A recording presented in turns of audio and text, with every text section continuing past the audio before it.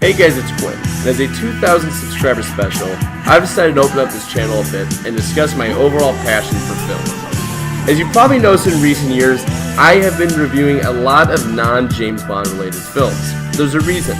Although I like James Bond a lot, there are other films that I much prefer to, say, Moonraker, that aren't in the series. But what films are these? Well, I went back to the 1910s, and for every year since then, I figured out which films I've seen. And in a list of around 500 that I could remember, these are the top 10. The cream of the crop, the movies with such good plots, such entertainment value, such memorability, that they are my favorite films I have ever seen. With that, let's jump right into it with my top 10 films of all time.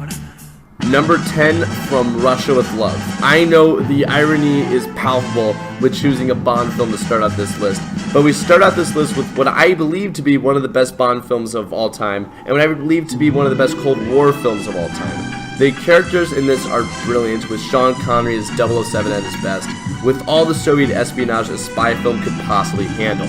The 1960s were arguably the height of the Cold War, and even though we had some strong hitters like Dr. Strangelove come out only a year after From Russia with Love, From Russia with Love seemingly takes all of what makes Cold War films fun and puts it into a brilliant Bond film. There's a reason this plot was JFK's favorite Bond novel. As the man who presided over the Cuban Missile Crisis, if this story made his heart race, you can only imagine what it does for me. Number 9, The Hunt for the Red October. Cold War era film, in a franchise, and Sean Connery is arguably the main character yet again. I'll admit, I have a type. What puts this one above From Russia with Love is how it puts both the Soviets and the Americans on equal footings. The Russians are treated as real, complex people, with dreams and aspirations. You connect with them on a deeper level.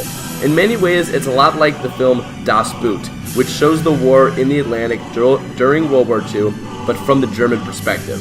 Red October, though, combines this level of character from Das Boot with the action and espionage of From Russia to create a heart-pounding, exciting-as-hell film with a plot and resolution which could satisfy any audience. Number 8, Terminator 2, Judgment Day. Bond films are action films at their core, and as someone who loves Bond films, it's logical that action films are usually my favorite genre. T2, in my opinion, is the best action film ever made. The stakes are incredibly high. The villain and the allies are pretty much equally strong. We could debate this, but pretty much equally strong. There are so many different arenas in which fights go down. The chases are insane, and because we know these characters from the first Terminator film, we are emotionally invested in what happens to them. Arnold Schwarzenegger, who ironically now teaches environmental law at the university I attend, carries this film like no other. The catchphrases are plentiful, the camp is there, and the entire story is brilliant.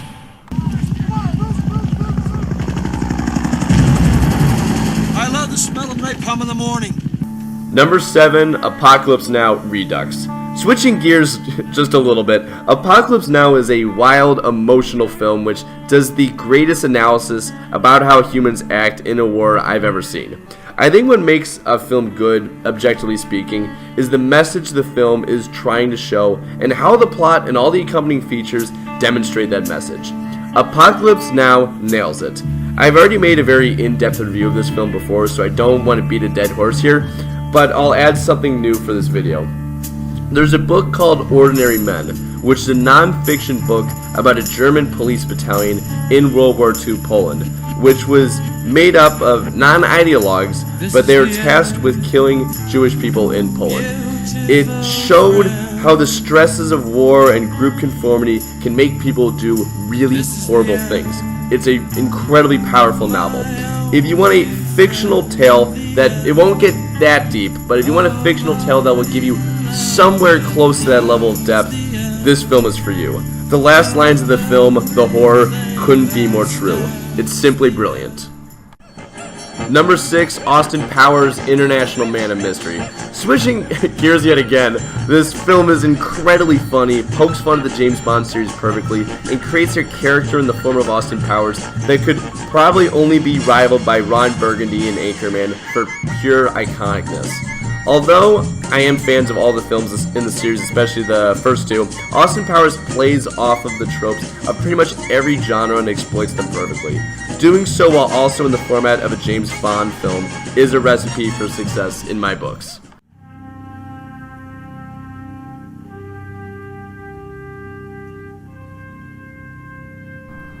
Number 5, 2001, A Space Odyssey. Getting whiplash with all these genre changes? Well, sorry. I have also reviewed this film, albeit a long time ago, but nonetheless I'll keep it brief here. For a film to have such a brilliant plot, combined with such groundbreaking visuals and one of the most evil villains in film history, combine all those together in one film, it's an amazing feat. I've mentioned Stanley Kubrick earlier in this video when referencing Dr. Strangelove, but the man has a knack for saying powerful things about human nature in non-conventional ways. Well, what does he say here? He shows what humans are deep down and how we evolve. Granted, in a sci-fi context, but any other way would make it nothing more than a documentary. In the same way that Apocalypse Now shows us how we are in bad times, 2001 puts a mirror up to us and shows us how and who we could have been and who we will become if the world was just ever so slightly different. That's just really cool to me. Number 4, The Incredibles. I have a soft spot for this film. Obviously I saw it when I was really young, but I still think that it holds up in the most part. It's a film for everyone, so even if you're 5 years old, 25, heck, 55, you can enjoy this film. It actually is in many ways a family version of a Bond film. You have the Incredibles family working together to stop an insanely powerful villain. There is a whole lot of heart in this film, the plot is brilliant, the action is incredible for an animation especially, and the dialogue is witty and fun. It's a great time, and it's one I'll enjoy no matter my age. Number 3, Kill Bill Volume 1. Volume 2 is awesome as well, but I wasn't huge on the ending, so Volume 1 wins out in what is my favorite film from my favorite director in the form of Quinn Tarantino, who conveniently also has pretty much the same name as myself. I'll take it. What makes Kill Bill so good is how you get so involved and end up rooting so hard for the bride. And even though she does some pretty brutal things, Tarantino piecemeals her motivations to the audience throughout the film so as to constantly keep you roped into her war against the other killers and make you still root for her. The soundtrack is legendary, and the final battle against Lucy Liu and her almost 100 henchmen might be the most brilliant ending to any film on this list, and that is saying a lot. Number 2, Tropic Thunder. I stand by this as the greatest comedy I've ever seen. The cast is unbelievable. Its quotability holds no bounds, and the action scenes near the end are genuinely good. This film creates drama where you would never have thought possible, and even though the plot on paper sounds ridiculous, it's equally brilliant. What puts it over the edge for me is 4 things. 1. Every scene has a new quote which would have become its own catchphrase if it was another film. Okay, Flaming Dragon, fuckface. First, take a big step back and literally fuck your own face! I know who I am. I'm a dude playing a dude disguised as another dude. What? I'm a land farmer, motherfucker. You went full retard, man. Never go full retard. 2. Tom Cruise as Lex Grossman is a brilliant cameo. 3. You actually don't know what's going to happen. This film is legitimately kind of a dramatic war film. And 4. Those trailers they have before the film for each of the main actors is just fantastic. This film is Anchorman on steroids. Before we get into our number 1 pick though, let's take a look at a few honorable mentions.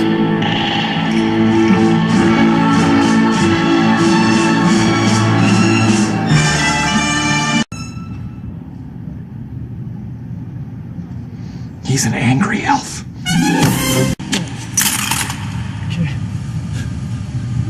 Okay. Please, man, don't shoot me. Not guilty.